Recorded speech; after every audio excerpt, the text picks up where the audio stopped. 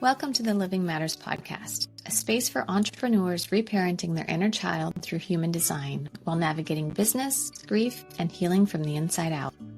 I'm your host, Aypril Porter, ICF certified life and grief coach, human design expert, and author of Parenting the Child You Have. I've been an entrepreneur for over a decade, and I've lived through the burnout, the inner blocks, and the moments of wondering if I'm just too much or not enough.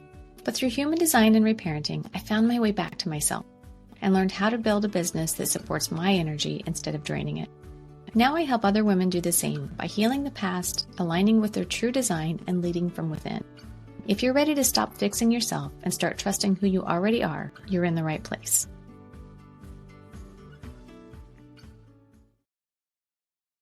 Hi, and welcome back to the Living Matters podcast. I'm your host, Aypril Porter. Today, I'm honored to welcome Megan Gillespie. So Megan is a visibility mentor and community builder who helps women entrepreneurs grow their businesses by getting in the room, not just getting on the algorithm. She's the founder of Olympia Boss Society and the host of the Boss Society podcast, where she creates spaces for women to connect, be seen, and to do business in a way that actually feels good. Megan believes growth happens through relationships, not just reels, and she's on a mission to help more women build visibility through community so they can show up, be known, and grow in ways that feel aligned, supported, and sustainable. And don't we all need that? Yes, we Welcome. do. I'm so glad that you're here today. Thank you. I am so excited to be here. Yeah. So in full disclosure, last night we actually had a what do we call it? It's like a speed networking, kind of like speed dating, but for networking. Yep. And it was really cool. Being part of Olympia Boss Society, it has been so fun for me. And so I'd love to explore that. But before we dive totally into there, and I want to talk about your event last night, I'd love for you to share kind of your entrepreneurial journey and how you ended up here. Oh my goodness. I don't even know where to begin. There's been so many paths that have brought me here, but it all started, I would say, back when I was in high school, truly. I have been building community in some way, shape, or form since I was in high school.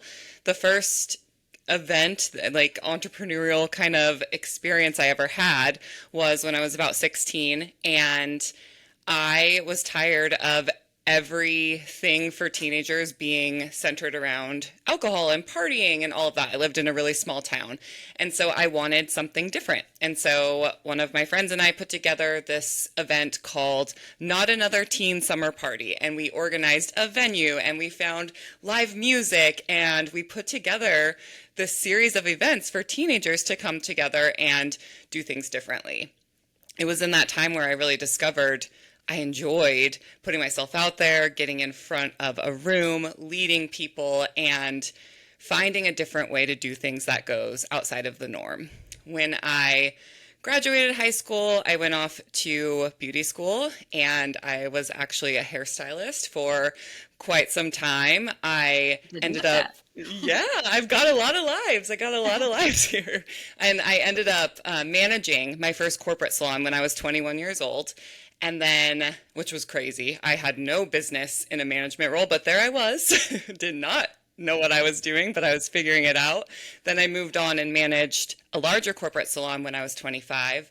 Then I went on and ran my own salon business until I eventually hung up my shears, as I like to say, and moved into the world of real estate and built a real estate business for several years. And when I became a mom, I really started shifting into this idea of how can I be an entrepreneur? How can I build a business? How can I lean into these things that I really enjoy doing, like building community, hosting events, leading a team, and also lean into who I really am and not put on this kind of professional facade that I kind of learned I had to do by managing at such a young age. I kind of built this idea that to be professional, you had to be buttoned up and put together all the time and nobody could see the real you. And that had worked through my different career paths. But then I became a mom, and I thought, how can I be true to who I am and build something different and build something around what matters to me and build my business around the life that I really want to live. And so that's kind of when everything shifted that brought me into where I am today. And I started a podcast back in 2018. My daughter was a few months old, and it was called Boss Ladies and Babies. And this whole idea was we were going to talk about what it was like to be an entrepreneur and have kids, because there was a different way to do things. And I built a community around that. And then in 2020, when COVID happened, I was still doing real estate, and it literally shut down. And you couldn't do real estate for a short period of time there. And that's when I realized, I'm onto something here with this concept of doing things differently and building this personal brand and keeping it real and leaning into who I really am. I want to start showing other women how to do this. And that's when I launched my first ever coaching program.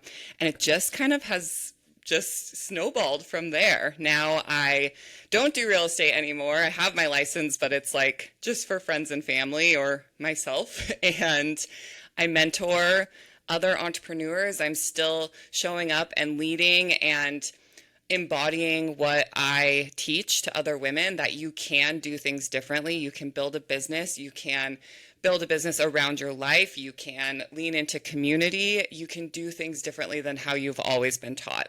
And in 2023, that's when Olympia Boss Society started, and it's just been a compilation of everything that I've done since I was in high school, and it's the most incredible, amazing experience that I'm so honored to have the pleasure to lead. I love that, and I love everything that you've shared, because first of all, I didn't know some of your background, and having a mentor who has had so many different experiences, I think is really important, right? So you've had the service-based industry, you've had a physical location, you've been online. And I think that so many people come into now, especially, we have so many people coming online and trying to build these coaching businesses or other service-based businesses that are online, and they don't have that background. So it's really hard to take something and move it online if you haven't done it in real life. Like, when I say in real life, I mean like in person, right? Yeah. There's a whole different learning curve to that. And so I think it's kind of like photography. If you learned on film, you can translate that to digital. But if you just learn digital, there's a whole different process to that. Absolutely. And I think a lot of that got lost after 2020 because everything went online. And so many people started building online businesses, and that's wonderful, but it kind of made everybody feel like anybody could do it. And I think anybody can do it, but it takes a bit of grit, and it takes a lot of exploring, and it takes more than just being online.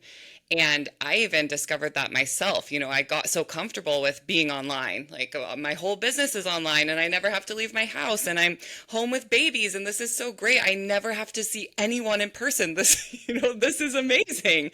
And I found myself for several years putting things out there, growing this online business, growing this community through my podcast and through my Instagram and through my actual membership and the different offers that I had. I was building this community, but it wasn't working.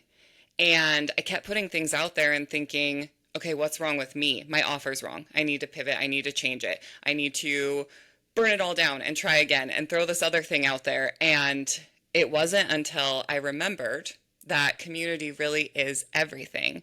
And yes, you can build a business and have a wonderful Instagram presence. I love Instagram. It's so fun. I love showing up and creating content. But there is a whole other side that you need to have if you want to build a sustainable business that is backed by a community and is actually rooted in true connection. It can't just be online.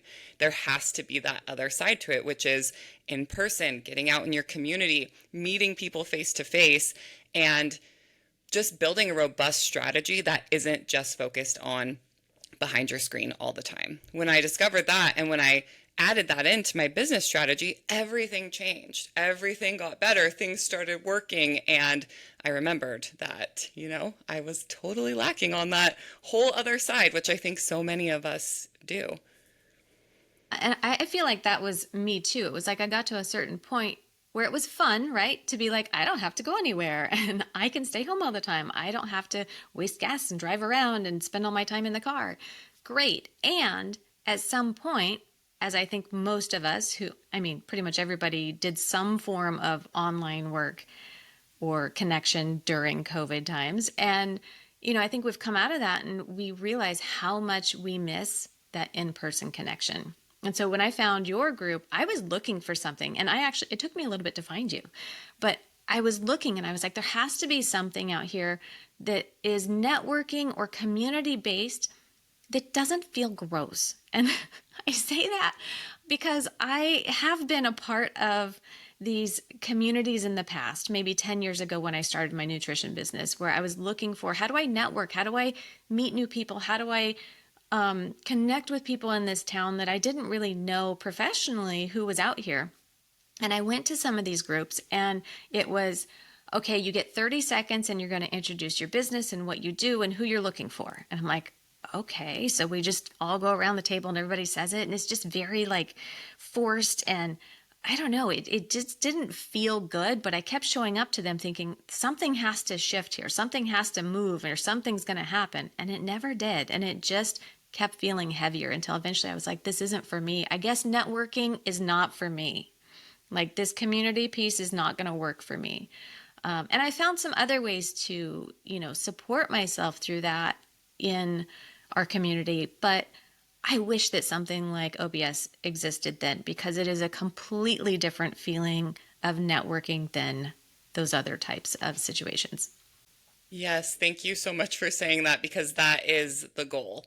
Because for so long in my life, I mean, if I'm thinking back, reflecting even just on my career, like from 21, I was put in this role of like, you show up and you get in these rooms and you talk about your business, and I just had all of this pressure put on me, and I was always trying to be somebody that maybe I wasn't.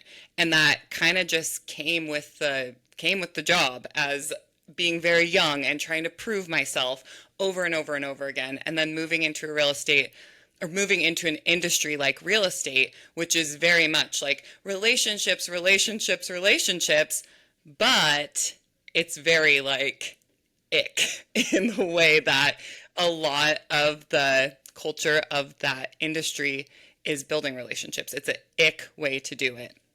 And so I would put myself in rooms and I would go network, and very similar to you, I was always feeling like this is wrong. Like I was dreading going to these events, and I hated every second of it, and I wasn't making any connections. I was like handing out my business card and sweating the whole time, and then leaving feeling like that was a total waste of time. And so when I wanted to start my own networking group, I was very, very, very intentional about this has to be different. This has to be a space for people who have hated networking before, who have thought maybe networking isn't for them, who have been scorned by their industry or by this idea of building relationships, and are ready, again, similar to like when I was in high school, are ready to show up and do things differently. And everything about Olympia Boss Society is just fueled by so much intention of how can we do this differently? How can we actually make a space for people who are introverted, extroverted, who have never been networking, who have networked their whole life, to all come together and feel like we are on the same page and we have something in common and we see each other and we support each other, and we aren't here just to hand out business cards or cross something off of our list like going to a networking event. Like it's so different and it's so real, and I think that's what makes it so different, because there's nothing ick about it. It's very genuine, and I can tell you that one person, and that was last night when we were having the intention of kind of pitching each other a little bit, has given me their business card. One person in all the meetings I've gone to. So it's nothing like those other meetings. And I would like to talk about what you did last night. So I think that was so fun, doing kind of like speed dating, but for networking. And because not only was it like we're getting to know each other, understand what each other does in this way that's really fun, but it also, you led us through something that helped us to refine that. And then as the faster it went on in the night, the quicker we had to be with our response. So it was like, okay, let me get really honed in on what I do. So every time you're meeting somebody outside of this network, you can tell them exactly what you do. Yeah. So the idea of coming together and speed connecting for someone who doesn't like networking, like that's a nightmare, right? Like you mean I have to go and sit and talk to all of these people? And so when we first came up with this back in 2023, I think September of 2023 was the first time we tried it. And we were like, we want it to be like speed dating, but for your business. And we want it to be really comfortable. So for the person who's like, I don't want to pitch myself, how can we put together a workshop that teaches them before they start speed connecting how to pitch themselves in a way that doesn't feel sleazy? Like, I think that's the thing with a lot of women entrepreneurs is that we don't want to talk about what we do because we don't want people to feel pressured or uncomfortable or like we're selling to them when we literally have to sell. So when you're pitching yourself, really coming with your pitch from a place of how can I clearly articulate what I do, why it matters to you, why you should work with me, refer me, collaborate with me, what have you, in a way that feels connective versus this is what I do by my thing, right? And so I put a lot of time and intention into this very short kind of mini training on how can you talk about this? How can you talk about what it is that you do, who you are, what you offer, how you do it, why it matters to somebody that you're speaking to, and how you transform their life, right? Through what you do. And so it's a really fun workshop to go through. We break it down into those, several different pieces, and then you bring it all together and you piece together this few sentence pitch that is just completely rooted in connection. And the more you practice it and the more last night there was like 25 people there. So you got to say this pitch over and over again. You start to realize like, ooh, well, I can kind of say it like this, or I can add in this other fun little quirk about me that, makes it feel more human. And the more you get comfortable just talking about it in a way that is not like, I have to sell, the more natural it feels and the more people are going to be excited to hear you talk about it. I actually got pretty good at my pitch through Clubhouse. Did you ever use that app? Yeah, I remember Clubhouse. I had a moment. Yeah, I was like very into it. This is back when I was home all the time and I never had to leave my house and I had a little baby, and it was like you could go in these virtual rooms, all audio, so I didn't even have to put, get dressed or put makeup on or anything. Like I could connect with people like as hermit as possible just through my voice.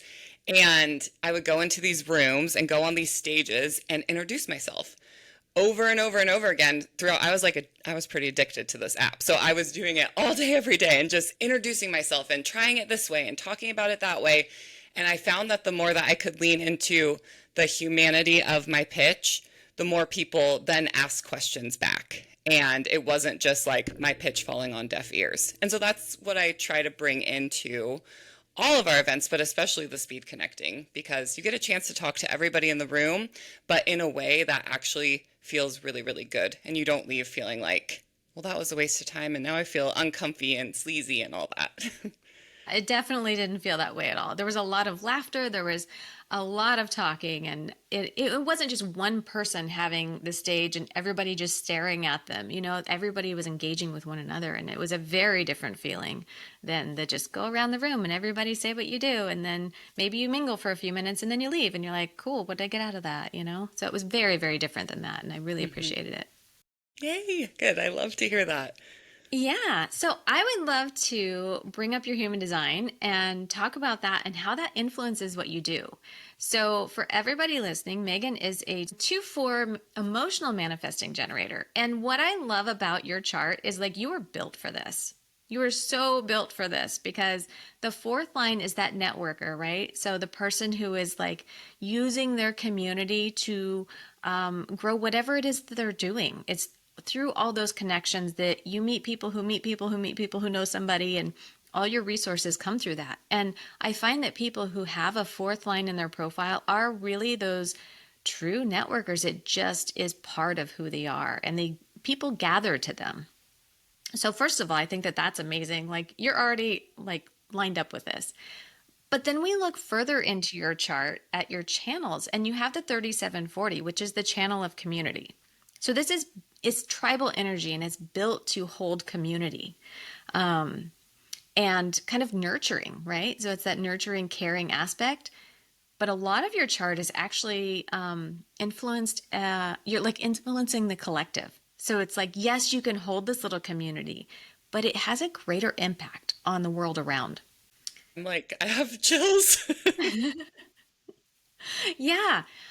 You also have the 4426, which is the channel of surrender. But this is really a place where we can sense what people need and understand how to give it to them.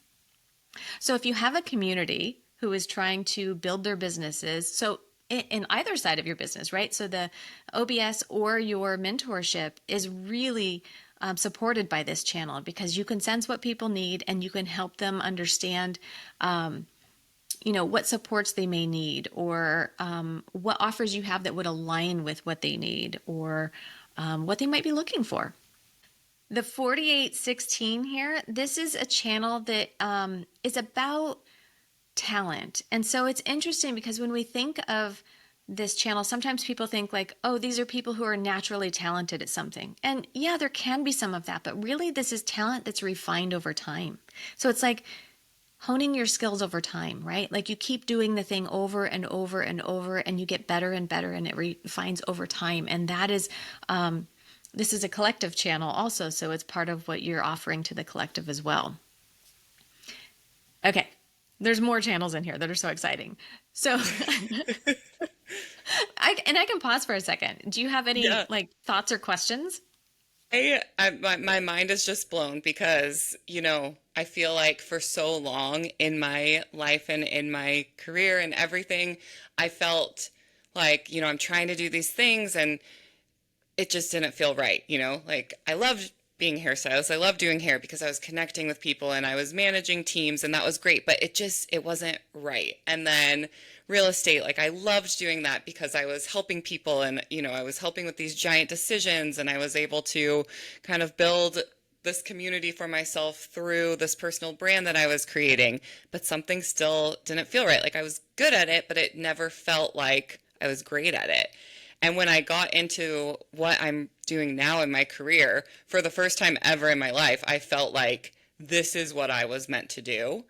And, anytime that I'm leading an event or talking on a podcast or on stage talking to a room of women, even though I'm an introverted person, which feels confusing, I have this deep feeling of this is what I was made to do. And I never quite understood why.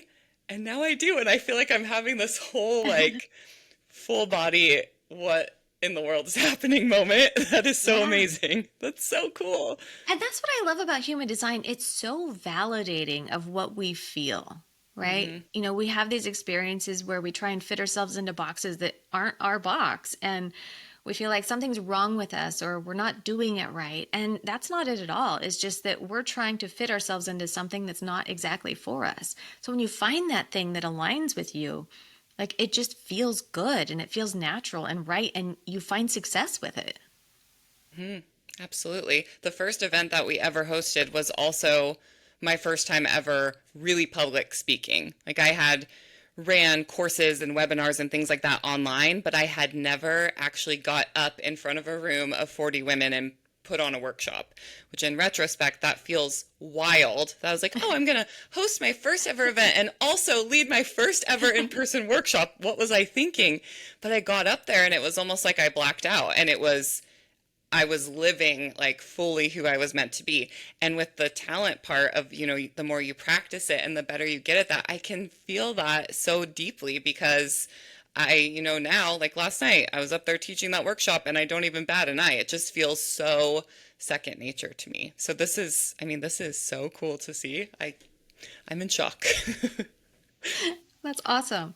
Okay, so let's look at these other channels here real quick. The 952. So this is like the 9 is looking at the details. The 52 is looking at the bigger picture. So with this full channel, it's like you're somebody who can see the big picture and you can take notice of the small details that are important. So in a community, it can be really important to pull back and see, okay, what does the community need?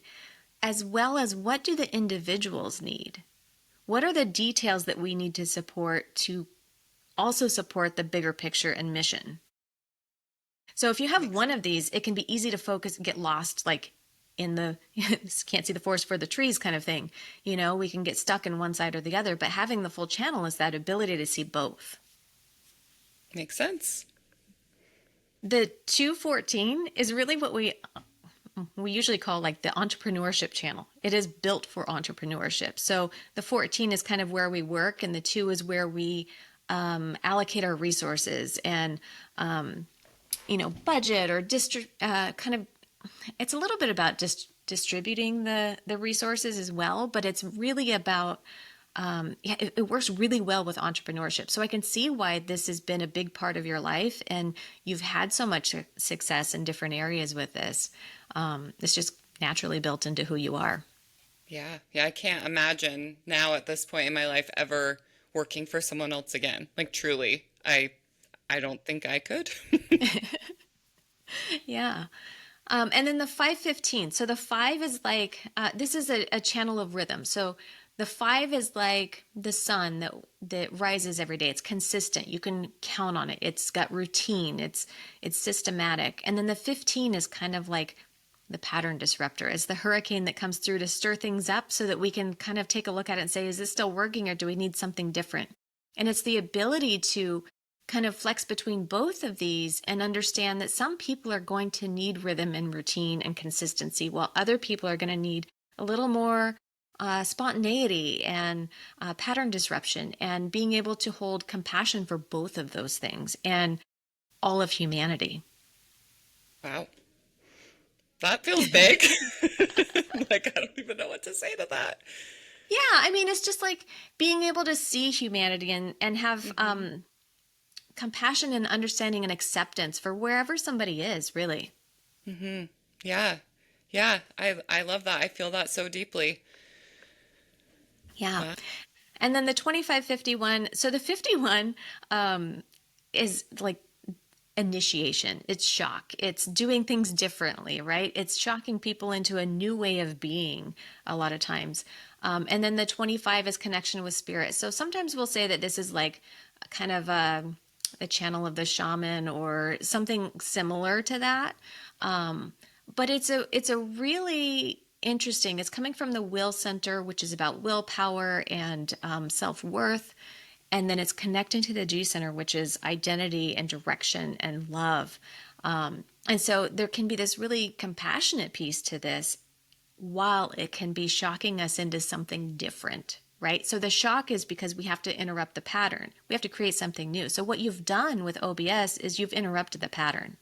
Mm-hmm. You're creating something else, but it's for the greater good. It's not shock for the sake of shock. It's shock because this isn't working and we need to do something different. Yeah, and specifically holding space for women who feel scorned or hurt or unseen or uncomfortable by what they've done in the past, and just having that compassion for them. I mean, that's like the centerpiece of everything that I do. Yeah, absolutely. And then you've got gate 53 hanging down here on the root center, and this is the gate of starting. So it's really that initiating, starting kind of energy. And while you don't have the other side, the 42, which is the completion side of that, it's still an important piece of this, right? Like it's the starting of these things. It's getting things going. It doesn't always mean that you have to finish all the pieces, but starting is important. It's part of who you are. Yeah, I love to start something new, as you can tell. Well, and a manifesting generator, right? Like you want to do all the things, I'm sure. Absolutely. And you mentioned earlier being kind of introverted, and that 2-4 has that push-pull in it, right? So the 4 wants to be in community. It wants that support. It also really wants kind of like a close center of core friends that are like really tight, really close. Yeah, your network is big, but you've got this core of community that really supports you and you support them. But that 2 kind of pulls the other side of it. It's like, I need to retreat and I need to be alone. I need to recharge on my own. And I'm wondering, I'm going to stop sharing here for a second, but I think it's really interesting to see that and wonder, how do you support this community and also have a family, have young children, and find time for yourself to recharge? That is the question. I do think that I'm pretty good. I mean, we're just coming off of summer, right? And so I feel a little bit like, should I share this? But I feel like I'm pretty good at holding boundaries for myself because I have discovered what I need. And so I'm pretty good at making sure that for the most part, I'm giving myself what I need so that I can show up for everyone else. After probably for the first year that I was hosting these events, the next day I would feel like I was hit by a train. I couldn't move. I was exhausted. I was drained. I didn't want to talk to anybody. I didn't want to do anything.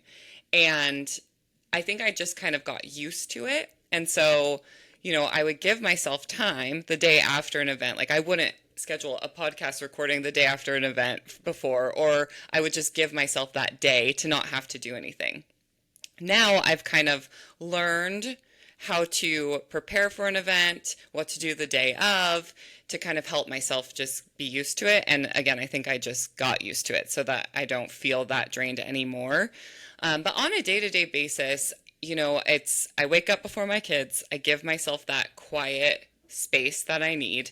I even tell my daughter, my sweet little 7-year-old, if she wakes up and is like, what are you doing awake? Let's hang out. I just tell her I need 30 minutes to myself so that I can be a good mom, so that I can be in a good mood, so that we can have a good day. I have to have alone time in the morning.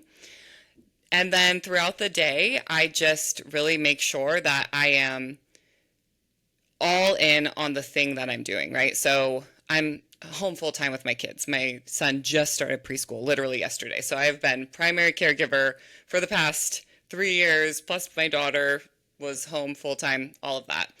And the one thing that's kept me sane is that when I am with my kids, I try very hard. I'm not always perfect at it, but I try very hard to be present with my kids, not thinking about work, not tending to the community, just with my kids. And then when they're on quiet time and I go into work mode, I am only focusing on work, right? And that is my primary focus. I'm fully present in that.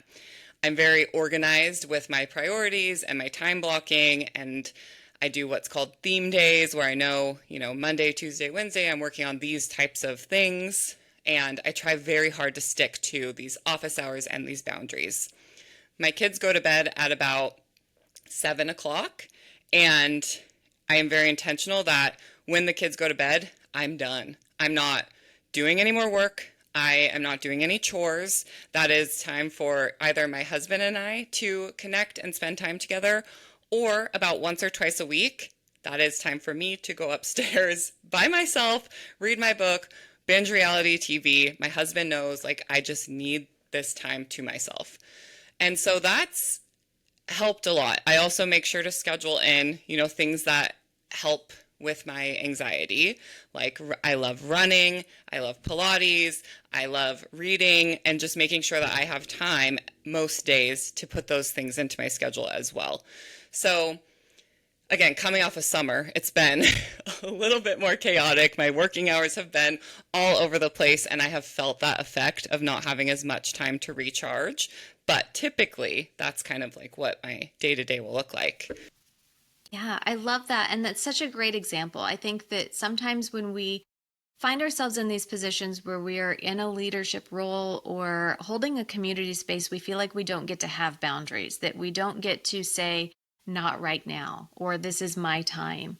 And I think the more that women especially set those boundaries and say, no, I need to recharge and I need family time, and we're really clear with what those boundaries are, other people can respect them and understand them. Like, they may not always like them, right? It may be inconvenient at times for them, but we can respect that. And the more that we see people modeling that, the more we give ourselves permission to do the same. Mm-hmm. Yeah, absolutely. I I use this example all the time, but I had a mentorship client, and most of my mentorship that I do is through an app called Voxer. It's a voice messaging app, and it's designed for, the busy woman on the go who can't meet face to face for a call all the time. So my clients can leave me questions or, brain dump or what have you in Voxer. But I have specific hours that I'm checking the app. And I had a client tell me one time, like, thank you so much for holding these boundaries, because I was blowing up Voxer all over the weekend and you told me that you weren't checking it on the weekend and you didn't check it. And that just makes me respect you so much more that you did this thing you said you were going to do, which was crazy to me because I was like, my client was happy that I held a boundary, when so many of us entrepreneurs are like, I have to bend over backwards for my clients all the time and make sure that I'm answering them. And we're so reactive, right? We feel like I have a DM, I have to answer it right now, or I got this email, I have to answer it right now. But we don't. And the more that we can model those boundaries, and again, I am not perfect at it. I struggle with it sometimes. I'm coming off of a season where I've been struggling with it, but your clients and your community want to see that. I also don't do social media on the weekends, which as a business owner, as a, community, having the Olympia Boss Society brand, that might feel counterintuitive to people because that's when a lot of business owners are on social media, right? But I'm not posting any content on the weekends because that is the time where I'm not working. That is when I'm with my family and I don't want to be on or near my phone. And social media isn't the centerpiece of my business strategy. And so it's okay that I step away and take those boundaries for myself and actually hold to them. That's super important. And I love to see that people are recognizing that it doesn't have to be all about social media. Right? We've been led to believe that if we are not on social media every single day, posting something all the time, that our businesses are going to fail. But really, the algorithm is so out of our control, it doesn't matter anyway, right? It's kind of like a business card anymore. People are like, oh, who are you? What do you do? Let me look at you on Insta. And you look them up and you're like, oh yeah, they do stuff on here once in a while. Cool, they're still active. It's not like from 5 years ago. But I don't need to see that you're posting 100 times a day. Like, I don't. Like, I prefer that you're actually doing real work with people and occasionally posting something. Exactly. Personally. Yeah, we think if we're not on Instagram all the time, then we're not doing something productive for our business. And it's tricky because I'm sure people listening, like you have spent all this time creating a reel or a post or a story and you put it out there and you're like, I've accomplished everything I need to today. And you ended up just almost wasting time where you could have been connecting or building community outside of this app. But it gives you that dopamine hit that you've done something productive. And that's why we get so sucked into it. I feel like, there's times where it's like, I have to get more visible. I have to get more eyes on my business. I'm just going to spend all my time on Instagram to do that. And we get tricked that that's the answer. And I promise you, it is not. And getting into your real life community and finding people that you can connect with on a human level, not just people that you want to be your clients or not just people that, you want to collaborate with, but people that you can actually connect with on a human level. That's how you're going to really grow your visibility and grow your brand and grow your business. Absolutely. I love that. Okay. Well, I know that we're kind of hitting time here, so I want to kind of wrap things up, but I'd love for you to share where people can find OBS, what offers are coming up, and what you have to share. Yes. So you can find Olympia Boss Society on our website, olympiabosssociety.com. You can find us on Instagram at Olympia Boss Society. I run the page, so if you DM and say hello, that will be me responding to you. And all of our info is between those two places. So you can find the link to our upcoming events. You can find the link to our email list. You can find the link to our podcast. Everything is there. We have a few more events coming up in September. We have our coffee and convos event, which is going to be an open house style for anybody to come. This is a free event, and we meet over coffee and we just have some of those deeper connective conversations. This is not the event where you come and you pitch yourself. This is the event that you come to and you say, I've been having a really hard time sticking to my boundaries, and we're heading into fall and I don't know how to get back onto schedule. Or this is where you come and say, I'm feeling really lost on what to offer. I need some input from other people. This is where we have those hard conversations with people who actually get it, and we just dive in and we build those connections through having these conversations. And then we also have our content and co-working event coming up on the 25th of September. This is a members only event. We do have a membership, which I will get into in just a moment, but this is where we come together and we support each other in creating content, because even though Instagram is not everything, it is a fun and important piece of business, and it's way better when you're doing it with community. So we come together and we help each other create content, we brainstorm content, and we just spend a couple of hours each month working on content together. The Olympia Boss Society has 3 events each month and a membership. And so our membership is full of a deeper layer of community. There is a community chat always going. There's accountability. There's hot seat coaching from myself where you can ask questions and I answer them for you in a mentorship kind of capacity. There are member only events. There's extra visibility opportunities. There's just a ton of perks in the membership. So come try out our coffee event. And if it feels aligned, we would love to have you in the membership as well.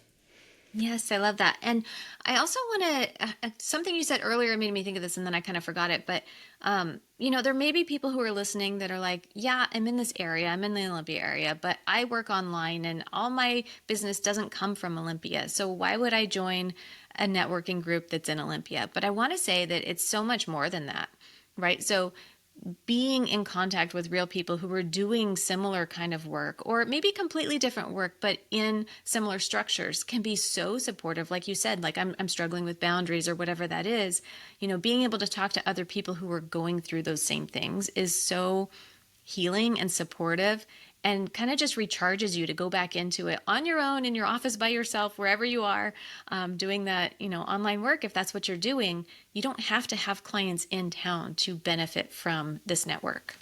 Absolutely. Just talking through your day-to-day stuff with people who get it.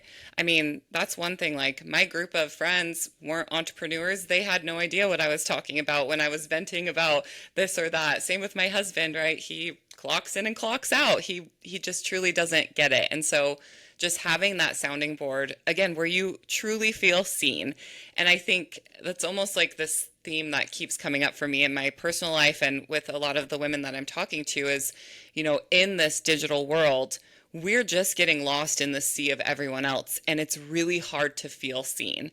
And we're spending so much time creating things that feel really vulnerable. We're putting ourselves out there and, we're building these brands and we're putting our work out into the world. And then when we don't feel seen, it is just like a stab to the gut. And we start to question if it's us, right? And so having that support that helps you feel seen along the path, it is business, life, everything changing. I promise you, I am living it right now. And it is the best thing that you can do for your business is finding those people who truly get it. Yes, 100%. All right. Do you have any last thoughts or comments that you want to share about networking, about business, about anything we've talked about today? Oh, well, first of all, just thank you for having me. This was so fun to continue our convo. Aypril was on my podcast just last week, so make sure you go listen to that as well. But when it comes to networking, I think that the best thing that you can do is get yourself in the room. Even if it feels scary, even if it feels uncomfortable, you don't have to talk to every single person in the room. You can go in with an intention of, I'm going to walk in and I'm going to talk to one person. and see what happens. And the thing is, if you feel uncomfortable, listen to that. If it's not the right room, go find another room. Your people are out there and they're waiting to connect with you, and you just have to make that step and get yourself out of your house, out from behind your screen, and walk into that room, and the rest will happen. All right. Well, thank you so much for being here, Megan. I've appreciated this conversation so much, and I know that my listeners will appreciate it as well. So thank you, thank you, thank you. If you've enjoyed this episode, listeners, please take a moment to rate and review us wherever you get your podcasts. And don't forget to hit subscribe so you never miss an episode. Until next time.